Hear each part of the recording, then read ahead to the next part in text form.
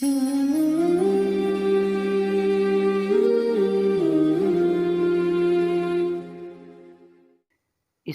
کی دعوت کا انوکھا اور مؤثر طریقہ۔ امریکی نامور اداکار مورگن فریمین سوال کرتا ہے کہ دنیا میں کس طرح مختلف اقوام، نسلیں اور ثقافتیں ساتھ رہ سکتی ہیں۔ قطر کا معذور بچہ قرآن کی عمدہ آیت کا انتخاب کر کے اس عالمگیر مسئلے کا فوراً حل بتا دیتا ہے۔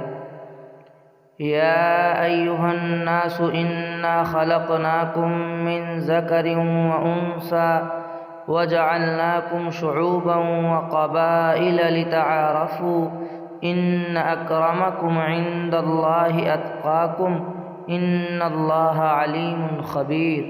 ترجمہ: اے لوگو، حقیقت یہ ہے کہ ہم نے تم سب کو ایک مرد اور ایک عورت سے پیدا کیا ہے اور تمہیں مختلف قوموں اور خاندانوں میں اس لیے تقسیم کیا ہے کہ تاکہ تم ایک دوسرے کی پہچان کر سکو۔